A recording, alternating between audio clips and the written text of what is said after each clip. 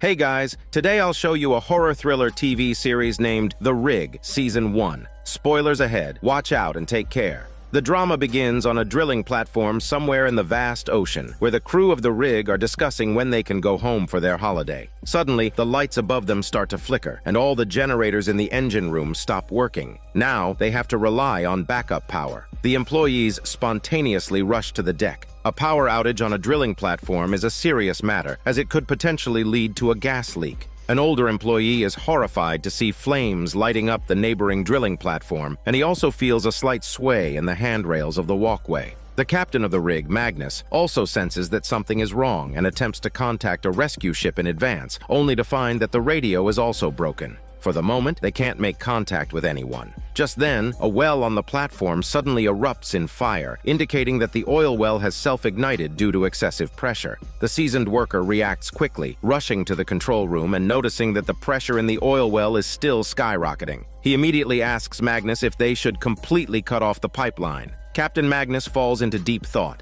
If he does this, it will completely block the passage to the mainland, causing losses that could amount to tens of thousands per minute. He watches the steadily rising pressure gauge and finally issues the order to cut off the pipeline. The old worker immediately complies. The flame burning in the pipeline surges into the sky, then gradually weakens and finally extinguishes. They've survived this crisis, but they must find the cause of the malfunction as soon as possible. After all, working on a deep-sea platform is like playing with fire. The slightest carelessness could lead to irreversible consequences. Just as everyone is preparing to retreat to the workroom, the entire platform suddenly shakes violently, as if it's about to sink into the sea. The workers grip the railings tightly. Fortunately, the violent shaking stops soon after. But before they can even breathe a sigh of relief, they witness an incredibly terrifying sight. A dense gray fog is rapidly approaching, swiftly engulfing the neighboring platform and the rescue ship. Before long, they find themselves enveloped in thick fog. Having worked at sea for many years, they've never encountered such strange fog, with visibility less than a meter. Thankfully, the electricity has been restored by this point.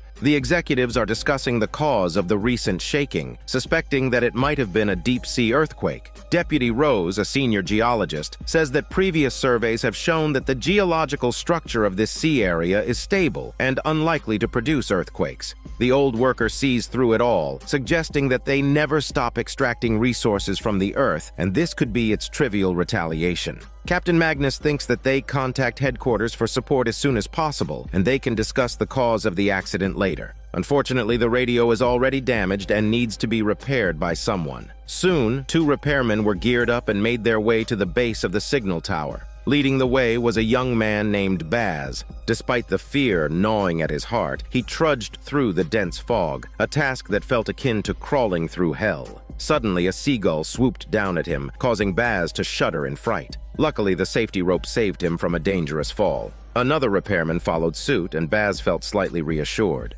Eventually, they reached the top of the signal tower. The second repairman is the radio and communications officer named Fulmer, who managed to fix the signal tower after working for a while. However, as Baz was packing up to descend, he discovered a bird lying dead on the deck for no apparent reason. Suddenly, a horrifying scene followed. Baz fell right off the top of the tower. Upon hearing the news, the platform's medical staff rushed to the deck. They checked Baz's pulse and found signs of life. He was rushed to the medical room. The primary doctor assessed his injuries. Aside from obvious spinal damage, his internal organs were severely hurt. Given the current medical resources, saving Baz seemed impossible. The only solution was to airlift him to a hospital. However, with the thick fog making flying conditions unfavorable, Baz's fate hung in the balance. Filled with guilt, Fulmer blamed himself for not taking better care of Baz. Adding to his concerns, despite the repaired communication equipment, there was no response from headquarters after numerous attempts. To make things worse, Rose discovered that not only their oil well, but all the oil wells in the entire area had been shut down. This is an unprecedented situation.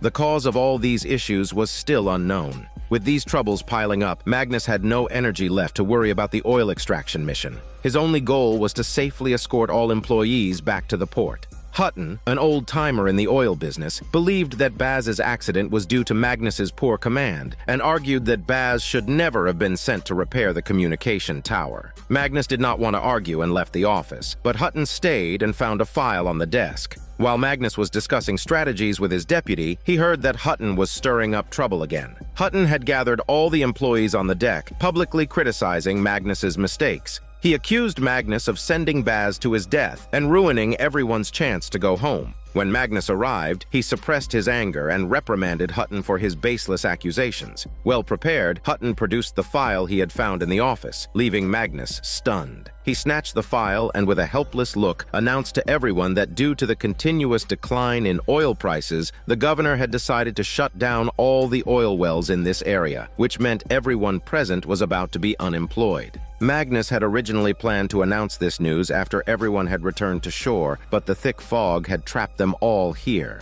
Just then, large flakes of something started falling from the sky. At first, everyone thought it was snow, but upon closer inspection, they found it was black material like burning ash. Everyone was left stunned, staring at the sky, wondering where this substance had come from. But then, something even stranger happened. Baz, who was severely injured and at death's door, miraculously walked onto the platform, mumbling incoherently. The doctor immediately assisted Baz back to the medical room. After an examination, the doctor found that Baz's injuries had significantly improved. Deputy Rose asked Baz what had happened on the tower, but Baz couldn't remember anything. He said his mind had been filled with noise and he seemed to have seen something in the fog. Baz became more agitated as he spoke, repeatedly muttering, "It's coming!" The doctor calmed him down and asked what was coming. Baz spoke of a terrifying wave before falling asleep under the influence of a sedative. The doctor and Rose outside the door wore worried expressions. Baz's condition was incredibly irregular. His injuries couldn't possibly have healed so quickly. The other employees were also full of concerns. Now, the impending unemployment was the last thing on their minds. All they wished for was to escape from this eerie place as soon as possible. Suddenly, rhythmic lights flashed across the sea. It was a rescue ship sending a message.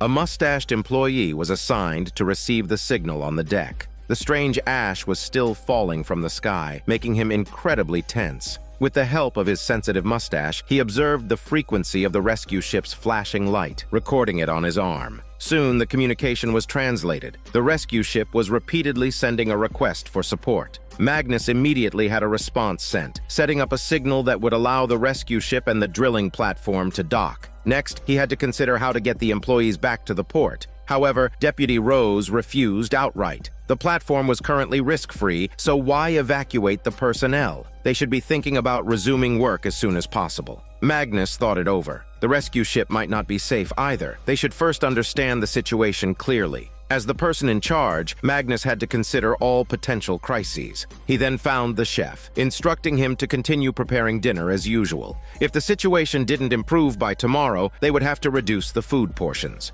What he didn't anticipate was that an accident would happen so soon. After replying to the rescue ship's message on the deck, the mustached man suddenly felt intense pain. He immediately went to the medical room, but unfortunately the doctor wasn't there. He had no choice but to take some disinfectant, planning to clean his dirty body thoroughly. He felt there was something wrong with the ash floating in the air. As he was getting undressed, a glob of black liquid was flung out. The mustached man became even more anxious and began frantically washing off the stains, only to start bleeding from various parts of his body. He felt weaker and weaker until his consciousness began to blur. Meanwhile, Rose had finished collecting ash samples. Even though she was a geologist, she couldn't determine the composition and cause of the ash just by looking. A geological analysis was necessary for further study. On the other side, Baz, who had been unconscious, suddenly woke up. He found that his condition had improved significantly. He removed the bandage on his hand. The wound that had been bleeding had surprisingly healed. Baz was stunned by his condition. Using the reflection from a utensil, he examined his eyes and found that the injury in his right eye had healed. However, 2 exaggerated eye circles looked particularly fierce. Baz suddenly felt another wave approaching.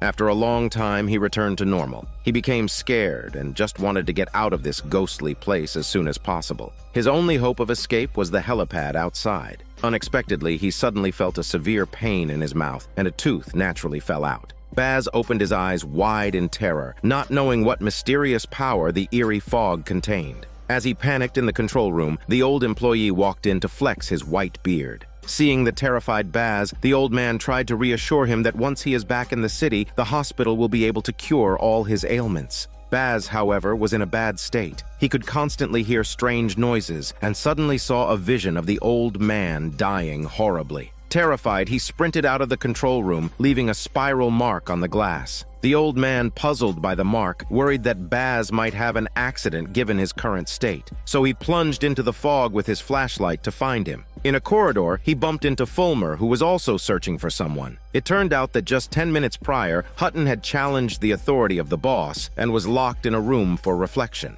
However, after seeing the signal from the rescue ship, Hutton escaped through a window facing the sea. Fulmer suspected he was planning to escape on a lifeboat, so he started checking each one. Unfortunately, he cut his palm while closing a hatch. Despite the unknown ash still floating in the air, Fulmer disregarded it and continued his search, unaware that Hutton had already reached the control room. Hutton, however, didn't plan to escape alone. He intended to leave with all the crew members. The rescue ship nearby was their hope. Following the operation manual, he sent an emergency rescue message to the rescue ship. When the flickering signal light was discovered, everyone rushed towards the control room, but it was too late. The rescue ship had seen the signal and was speeding towards them. Magnus was livid by that. With the situation unclear, boarding the rescue ship might be even more dangerous, but Hutton insisted that staying on the platform was a sure death sentence. Without further explanation, Magnus used the broadcast system to cancel the emergency evacuation order, instructing everyone to stay inside the platform and await further instructions. Everyone was furious, questioning the farce they were being put through.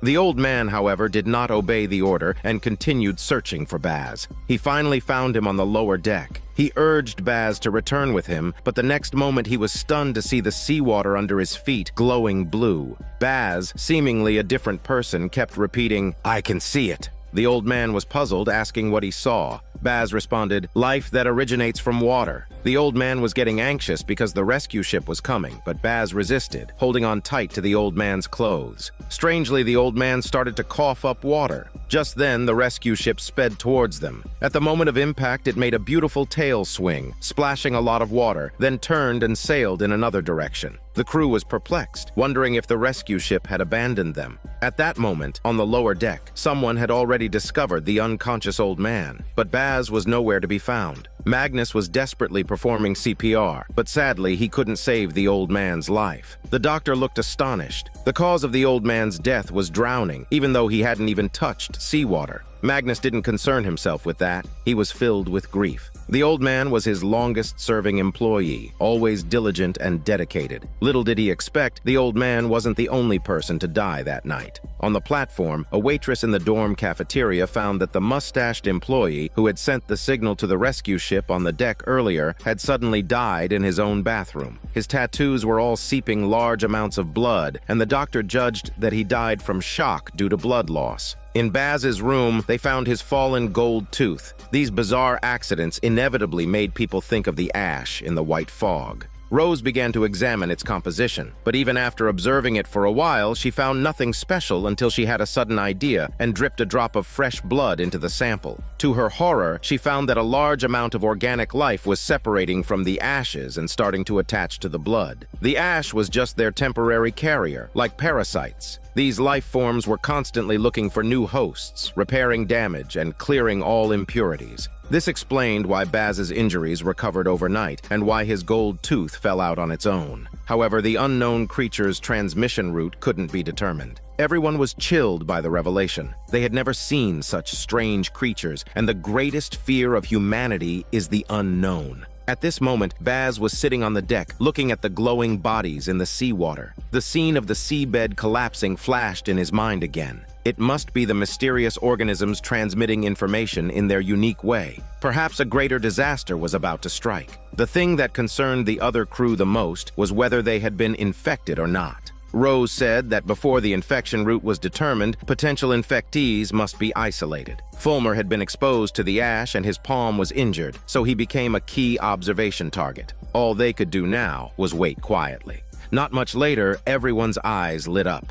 After a day and night of strangeness, the dense fog was beginning to dissipate. The crew soon saw the neighboring drilling platform, but thick smoke was constantly rising from it. Clearly, it had suffered a serious accident the night before. No wonder the rescue ship had urgently turned around. They must have gone to rescue the neighboring platform. Everyone couldn't help but worry about what they had gone through and how many people had survived. But with their equipment and manpower, it was almost impossible to rescue anyone. Magnus felt it was better to take care of themselves first. He called a meeting with all the crew. Now that the fog had cleared, their task was to restore contact with headquarters as soon as possible and have them send a helicopter for rescue. But before that, they had to do a thorough cleaning of the platform to get rid of the ash left by the fog, and they also had to find Baz, who was missing. Magnus didn't want to give up on any of his crew. The hope of going home was right in front of them. Everyone's spirits lifted, and they immediately began to carry out the boss's orders. The platform's sprinkler system was activated, and large amounts of fresh water were continuously washing the ground.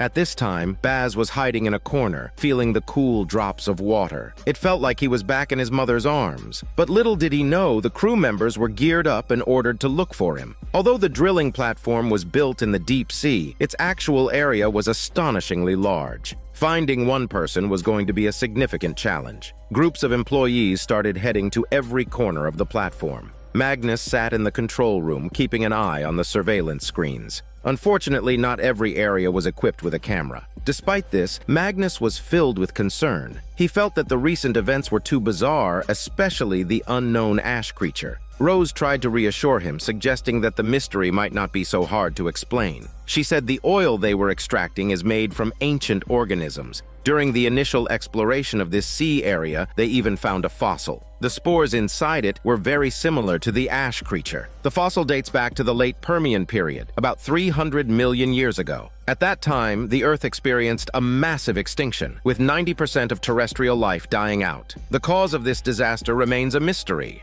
Rose speculated that they might have accidentally awakened this spore organism from the Permian era during our oil extraction. Magnus shivered at this thought. He didn't want to admit that he might be the cause of a world-ending disaster. So he turned the tables, trying to reassure Rose by saying that the ocean is the most mysterious entity on Earth, and it's normal to encounter unexplainable phenomena. He even revealed that a few years ago, 9 million tons of seaweed sprouted overnight in the Caribbean Sea, blocking all the shipping lanes and bays. That was also an unsolved mystery. But Magnus had no idea that another unexplainable, bizarre phenomenon was occurring on the drilling platform where he worked. Baz, hiding in the warehouse, waved his hand gently, causing a faint blue glow to appear on the surface of the oil. As he was pondering this strange occurrence, the warehouse door was opened. A worker named Garrow walked in. He was also looking for Baz, but quickly noticed the organisms floating on the oil. As he was about to call his companions, Baz rushed out. Not long after, 2 more workers ran in, only to find Garrow lying on the floor, wailing in pain.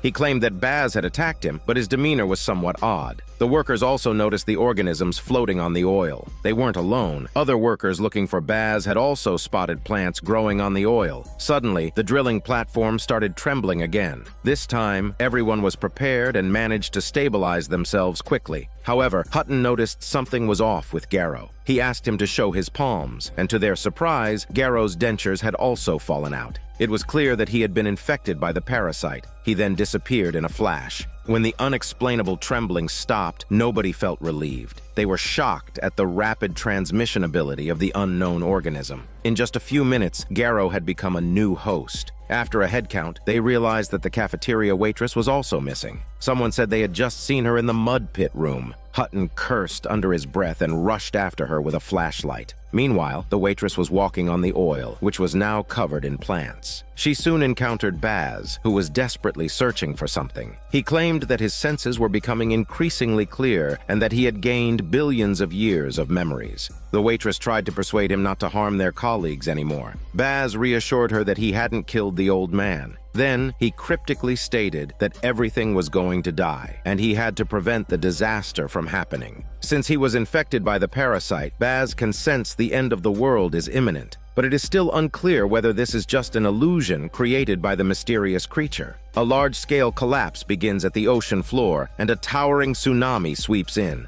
Baz realizes that he must figure out a way to prevent all this from happening. His companions on the side want to persuade more people to join the action, but their crazy talk scares the waitress, who keeps retreating. Suddenly, a bright light flashes. The two men are frightened and quickly hide. It turns out that the relief from the platform has arrived, and the poor waitress is finally rescued. Just as Magnus is about to breathe a sigh of relief, he finds that the flame in the stack was extinguished during the recent tremors. Its function is to burn off excess gas. If the flame goes out, it will cause condensation water to backflow and cause an explosion. Unfortunately, the automatic ignition system has failed. Now the only solution is to ignite it manually, a surefire suicide mission. Sending anyone would be inappropriate, so as the person in charge, Magnus decides to take up the task. The communications officer Fulmer suddenly says he should do it instead. According to the ignition plan, they need to use a crane to send Fulmer near the stack, then light it with a flare gun. They must keep a safe distance to ensure safety. All employees watch nervously as Magnus directs the operation. When Fulmer has covered half the distance, Magnus immediately calls for him to stop. If he gets too close, he could be burned by the intense fire. Fulmer lifts the gun and gestures. He has no confidence in hitting the target, so he unties the safety rope and steps forward again.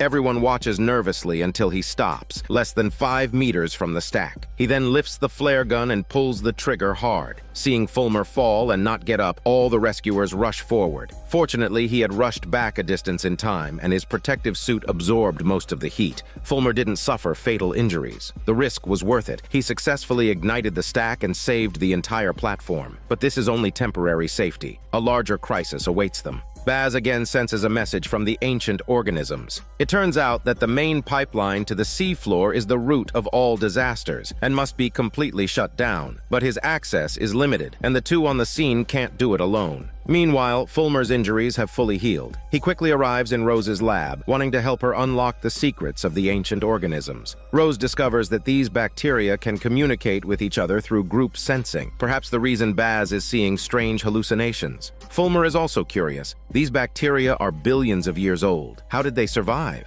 Rose says that many bacteria fall into a strange sleep, only to be awakened many years later. Fulmer may not have noticed, but unconsciously he is drawing many circular patterns. Just then, the lab's communicator rings. It's Magnus who calls them to the control room. The pressure in the oil well's main pipeline has risen again. Surveillance shows that Baz and Garrow are still opening valves. It seems that they are trying to blow up the platform. Fulmer tries to use the remote control to shut it off, but it's impossible. Going to the control area where Baz is to stop him is unrealistic. They might follow in Garrow's footsteps and be infected by the bacteria in Baz's body. Rose proposes that they launch a submersible to the bottom of the sea and manually close the terminal valve. This can stop the pressure from rising. Meanwhile, in the control area, Baz and Garrow watch the constantly shaking main pipeline with great anxiety. They can only pray that their colleagues can dive to the sea floor in time to close the terminal valve. This turns out to be the risky plan Baz had in mind. Meanwhile, the unmanned submersible had gradually sunk to the seabed. When everyone saw the footage being transmitted back, they were all stunned. The seabed was actually emitting countless points of blue light, displaying a pattern that was the eerie circular shape. But they didn't have time to ponder the reason. The key was to close the terminal valve. The operator, finally living up to their expectations, controlled the submersible with precision to complete the task. The pressure in the main pipeline dropped instantly. Only at this point did everyone start studying the glowing circle on the seabed. The waitress, who had been in close contact with Baz, felt that his interference with the main pipeline was not meant for destruction, but for salvation. Fulmer stood still for a long time. He was too familiar with this circle, which was the same as the one he had drawn earlier. Baz, in the control area, also noticed that the main pipeline had been closed. Although the goal had been achieved, he couldn't bring himself to feel happy, because the system program might reopen the valve. Even forced destruction wouldn't work. The programming would have to be manually altered to completely block the possibility of the main pipeline opening. And the only person on the platform capable of doing this was Fulmer. The people in the control room were still discussing Baz's goal when they suddenly realized their phones had a signal. The communication network was finally restored. Magnus contacted the Coast Guard immediately, calling for help. Fulmer, on the other hand, opened his computer to look up information on the ring pattern. Many more employees were video chatting with their families. Each of them was doing what they thought was most important. But the results were not satisfactory. Just as Fulmer had found crucial information, the network was cut off again. And Magnus, who was calling for help, only heard the constant cries of despair from the other end before communication was interrupted again. The most desperate was the doctor. Her partner's coastal city was also shrouded in dense fog. The doctor had just wanted to remind her not to go out when the video call was cut off. It turned out that not only their drilling platform, but the coastal cities were also experiencing the same ordeal.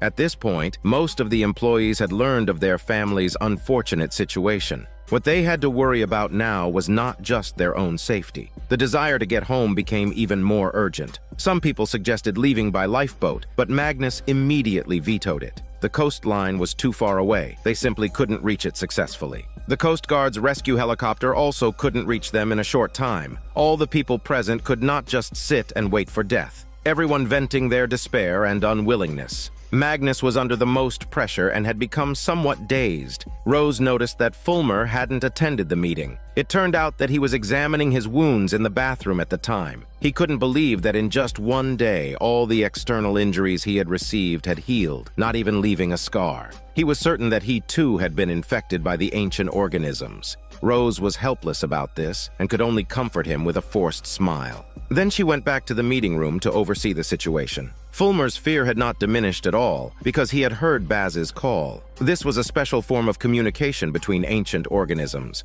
When Rose returned to the communications room once again, she found only a note left by Fulmer. He was planning to leave to prevent spreading the parasite to others. At that moment, Fulmer was on his way to Baz's control area. The doctor happened to see his hurried departure and quickly followed. After a quick apology, Fulmer opened the isolation door. Not wanting to lose her companion, the doctor followed without hesitation. What she saw next was truly shocking. The metal-constructed control area was completely covered with green plants. The regenerative ability of these ancient organisms was beyond imagination. Visible blue light points floated in the air. The doctor stood still, unable to move. To her surprise, the glowing organisms dispersed when they approached her abdomen, not continuing to invade. The reason was known only to the doctor herself. She was 2 months pregnant. Even though Rose managed to pull the doctor out in time, the doctor could not calm down. Clearly, these ancient organisms possessed an extremely high level of intelligence, instinctively protecting the unborn next generation.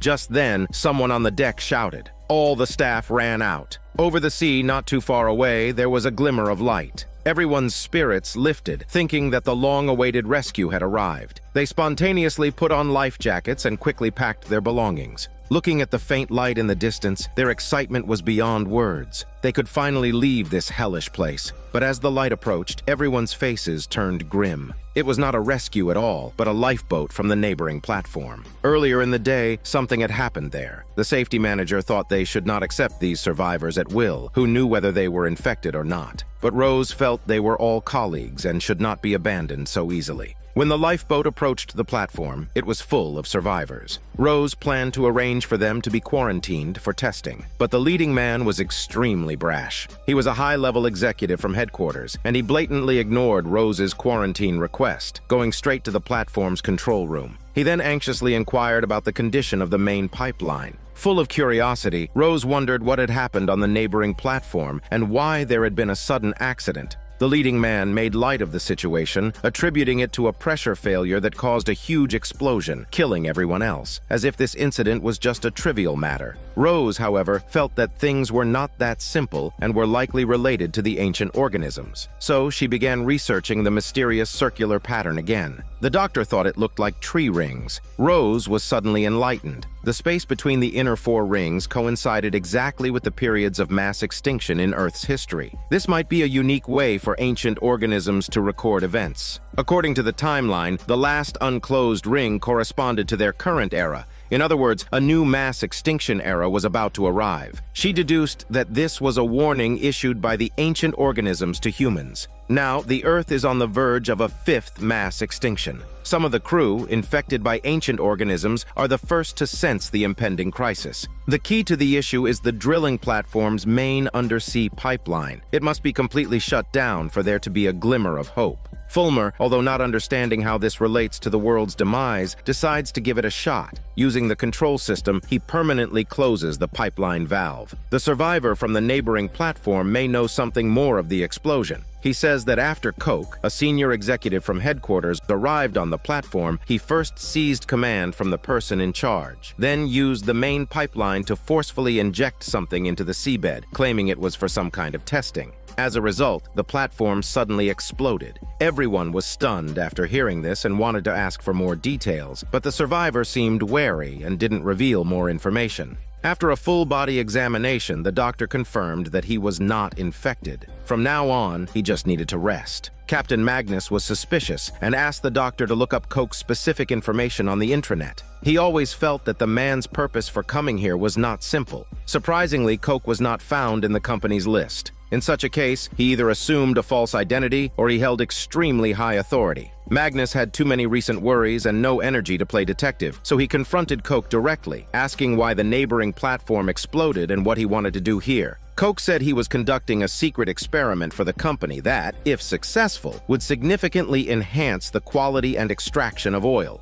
He would continue the operation left incomplete on the neighboring platform here. Magnus was upset. This was his turf, but Coke simply ignored him. Magnus was shaking with rage, sensing a huge crisis. This Coke was definitely up to something. Rose guessed that his experiment might be related to the ancient organisms in the seabed. If only Fulmer was here, he could communicate with the ancient beings because he was infected, and thus get to the truth. Baz, although also infected, was unwilling to trust anyone and not good at expressing his thoughts. Just as they were discussing how to get Fulmer back, Coke had already begun his plan of chaos. He used his identity as the senior executive from headquarters to secretly enlist a group, including Hutton, the safety manager, and the chef. He said the company was conducting a secret experiment that, if successful, would prevent the oil field from closing, and everyone present could keep their jobs. This was a deadly temptation for those about to be laid off, so they decided to side with Coke. Then Coke revealed his plan. The key to the experiment was to open the main pipeline, but the pump control was occupied by Baz, Fulmer, and others. They had to be cleared out first.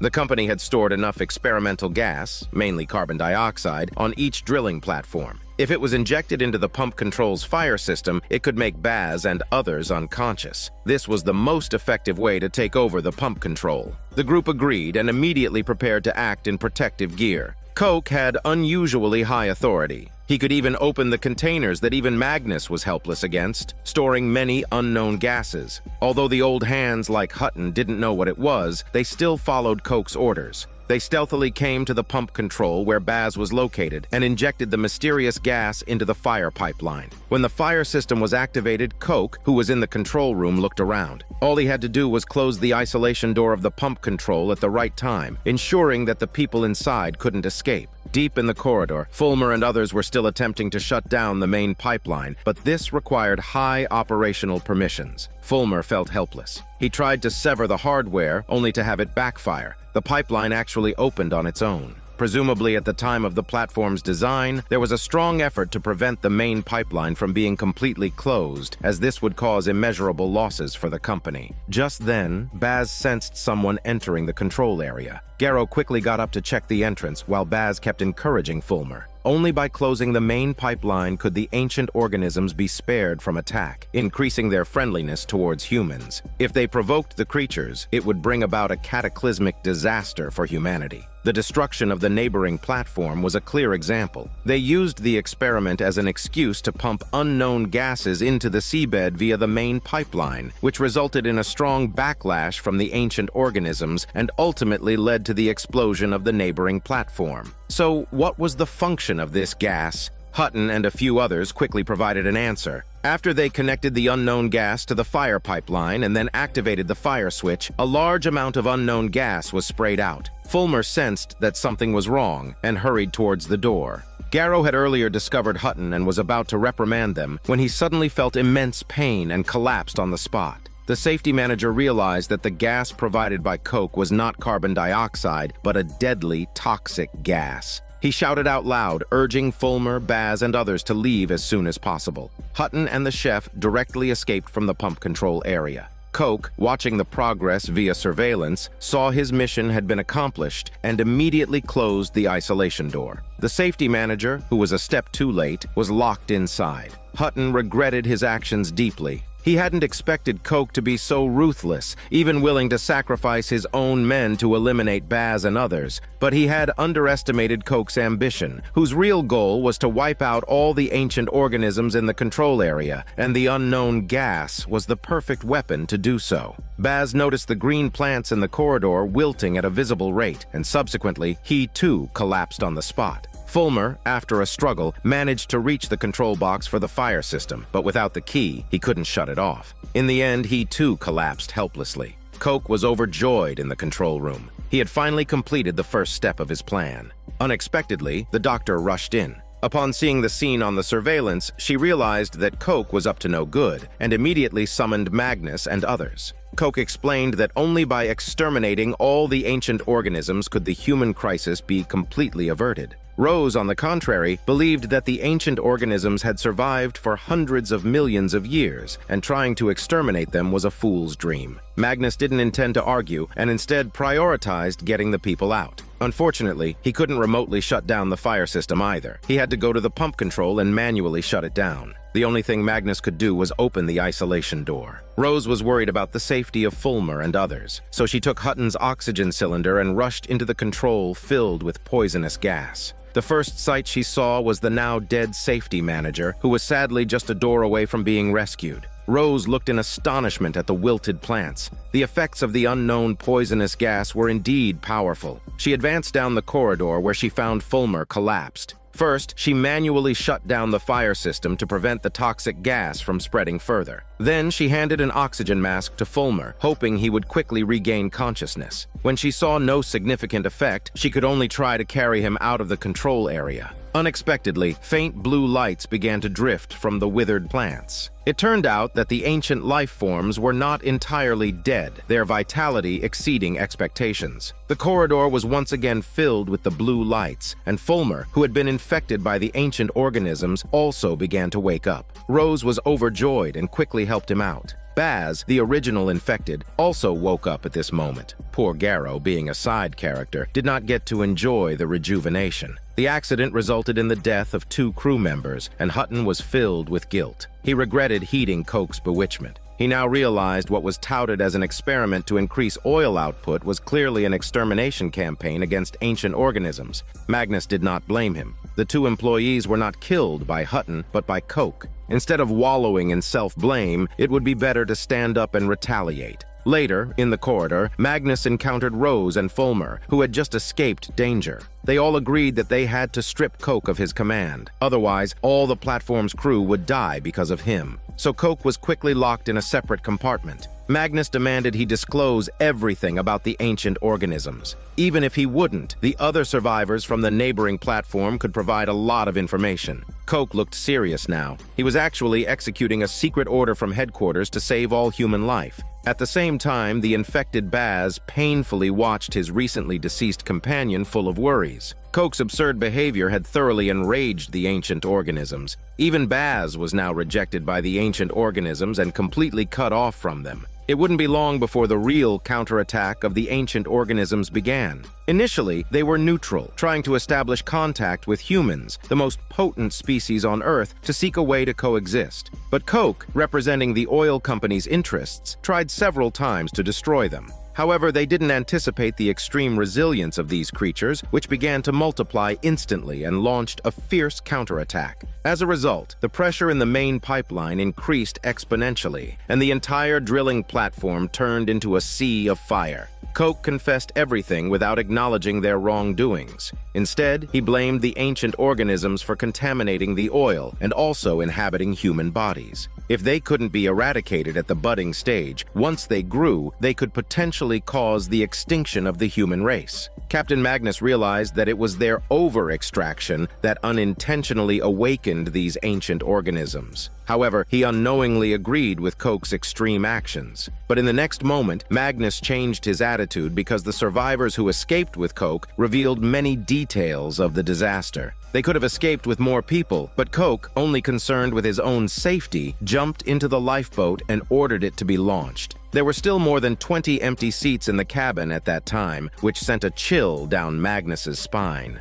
Given Coke's style, the employees on his platform could become sacrificial lambs at any moment. Deputy Rose thought Coke's approach was too extreme. The reproduction ability of the ancient organisms was astonishing, and they possessed a high level of intelligence. Humans should coexist peacefully with them, not stand on opposing sides in a life-and-death struggle. Now, the key lies with Fulmer, who has been infected. At Rose's request, he began trying to establish contact with the ancient organisms, hoping to express a desire for peace. However, what Fulmer sensed was that the ancient organisms were about to trigger a massive underwater landslide. The resulting tsunami could submerge the entire coastal city. This is their attitude now. Because of Coke's continuous attacks, the ancient organisms will launch a mad revenge on humans. Baz felt the dire situation, but he had lost contact with the ancient organisms. He knew everything was over. At that moment, the cracks at the bottom of the ocean began to spread rapidly, and the drilling platform started shaking violently. Luckily, the terrifying shaking soon disappeared, but Magnus felt this was the prelude to the ancient organism's revenge. Now all the crew are hanging by a thread. Magnus was suddenly thrown into a panic. At this point, he couldn't take Rose's advice for peace. He decided to find Coke to hear his plan. After learning of Magnus's concerns, Coke stated that as long as Magnus agreed to use the main pipeline to wipe out the ancient organisms, he could guarantee the safety of the crew because he had already arranged for a rescue helicopter in advance. When Magnus announced this news, he was strongly opposed by most of his men, who believed that this would undoubtedly provoke the ancient organisms again. Even if everyone escaped by plane, they could not prevent the fate of human extinction.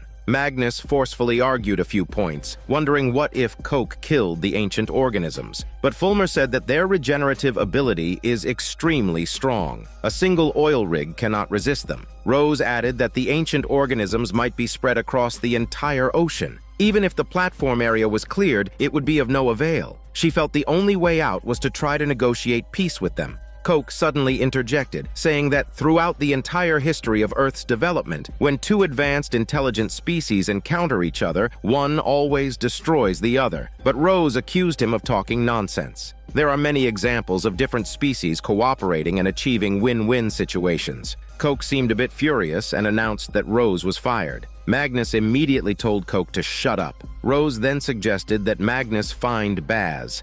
He was the first generation of infectees and might be able to dissipate the hostility of the ancient organisms.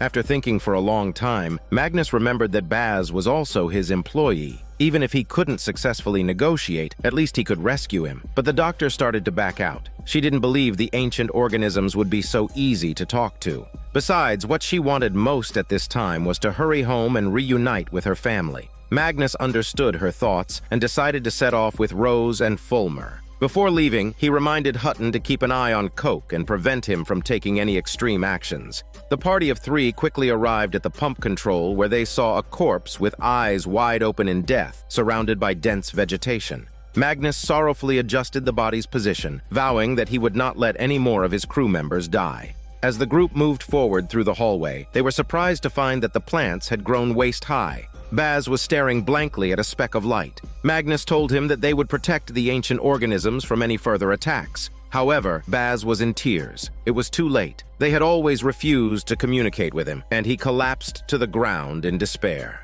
Meanwhile, Coke was up to his tricks again. He found the survivor who had escaped with him from the neighboring platform and promised to lead everyone to safety, but only if he did something for him. The young man was sensible enough to drop what he was doing and follow Coke to the main control room. After dismissing irrelevant staff, Coke decided to reopen the main pipeline and continue pumping deadly gas into the seabed in an attempt to eradicate the accursed ancient organisms. The young man knew that the adjacent platform had been destroyed because of this. He asked if they shouldn't warn the workers to evacuate first, but Coke said it was already too late. They'd given up their chance. Though the man was unwilling to defy orders, he discreetly switched on the platform's intercom. The conversation between the two was broadcasted live, with the young man deliberately provoking Coke into revealing his dark intentions. Even if the platform exploded and everyone died, Coke would be fine. Coke said that the rescue helicopter was already on its way, and now was the perfect time to risk everything against the ancient organisms.